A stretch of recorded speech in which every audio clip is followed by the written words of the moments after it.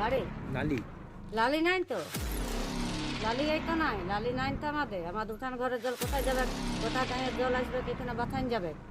ধরুন আমাদের এগুলো কত অসুবিধা হবে। কাজ হচ্ছে, নালি হচ্ছে না, নালি হয়েছে যে আমাদের লালি না হলে আমাদের খুব অসুবিধা হবে। হ্যাঁ হ্যাঁ, ওইদিকে লালি হয়েছে, এদিকে বলছে হবে না। আমাদের তো জায়গা রয়েছে, বলুন দরকার হলে আমরা এগুলো ভেঙে দেবো, বলুন।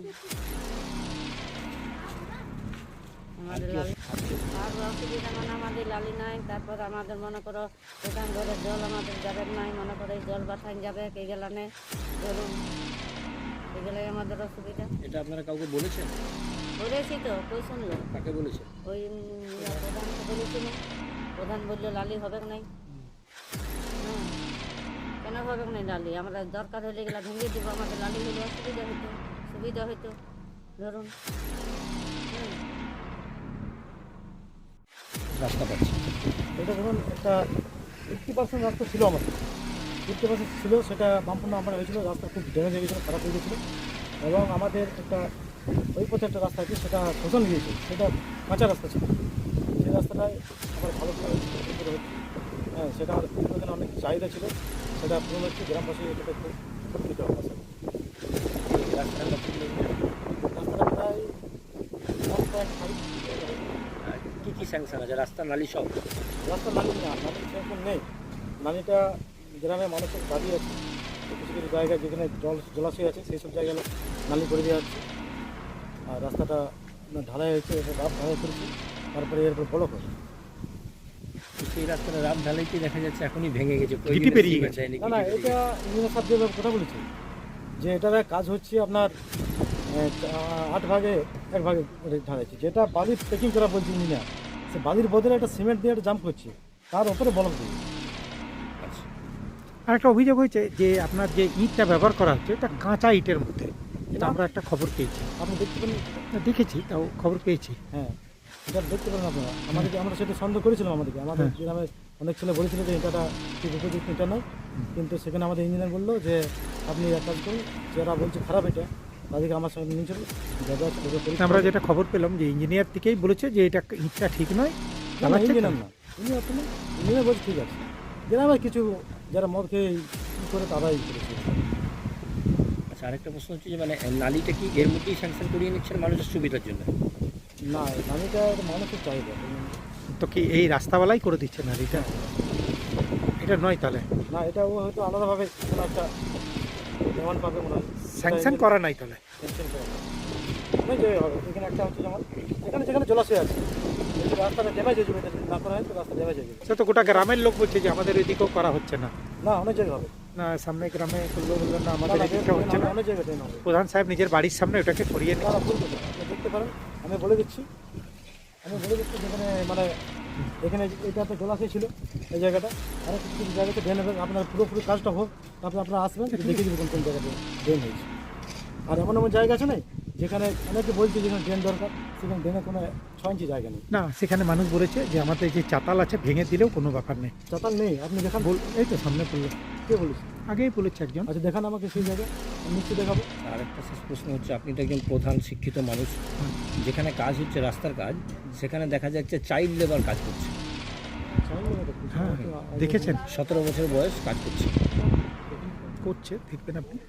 এটা নিয়ে কি বলবেন? চাইল্ড লেবারের কাজ Child labor এর কাজ করা সবসময় বিরোধী, আমরা সবসময় বলি যে চাইল্ড লেবার কাজ করে যাবে। সেটাই তো, সরকার থেকে তো হ্যাঁ, এটা তো আমরা তো সত্যি কখনো বলি না।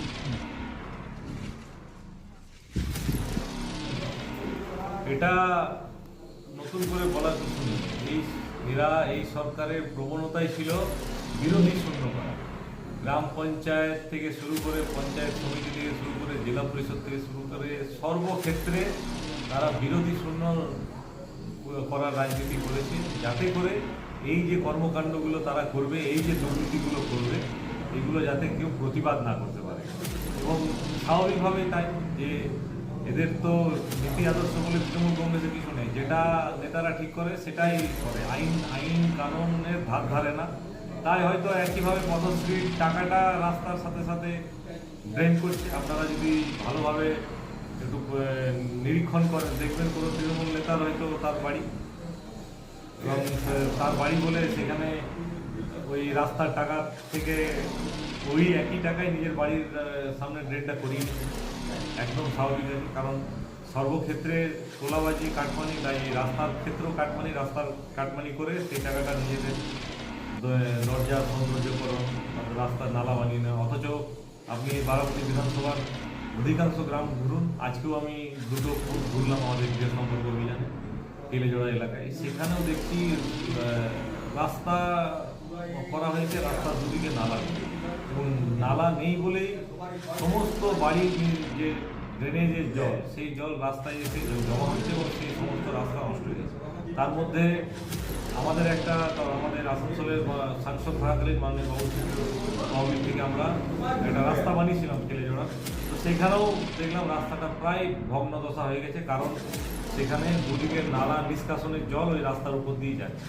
আমি বলতে চাই মাননীয় বারাবণীর বিধায়ক এবং মাননীয় পঞ্চায়েত সমিতির সভাপতি, আপনারা তো 15 বছরের নাকি মানুষের সব কাজ করে ফেলেছেন, উন্নয়নের বন্যা বইয়ে দিয়েছেন এবং আপনাদের পাড়ায় পাড়ায় পাঁচালি ঘুরে বেড়াচ্ছে, তো এইগুলো কি আপনাদের চোখে পড়ে না? এইভাবে উন্নয়নের নামে ভাওতাবাজি, বিভিন্ন জায়গায় কাজ হয়েছে। এই কেলেজোড়া গ্রামে আমি আজকে ঘুরে দেখলাম একটা কালভার্ট তৈরি করা হয়েছে, মাত্র 1 মাস থেকে 1.5 মাস হয়েছে, সেই কালভার্ট আবার ভেঙে রড বেরিয়ে গেছে। তো স্বাভাবিকভাবে এটা হচ্ছে, তার কারণ হলো নিম্নমানের সামগ্রী ব্যবহার করা এবং টেন্ডারের সময় পঞ্চায়েত সমিতিতে যে একটা বিরাট অংশের কাটমানি এখানকার তৃণমূলের নেতারা নিয়ে নিচ্ছে। স্বাভাবিকভাবে একটা টাকার এত অংশ চলে যাওয়ার পর যদি ঠিকাদারকে কাজ করতে দেওয়া হয়, তো স্বাভাবিক সে খারাপ দ্রব্য সামগ্রী দিয়ে কাজ করবে, সে তার পকেটে টাকা লাগিয়ে কাজ করবে না। তার সেই কারণে এই ঘটনাগুলো।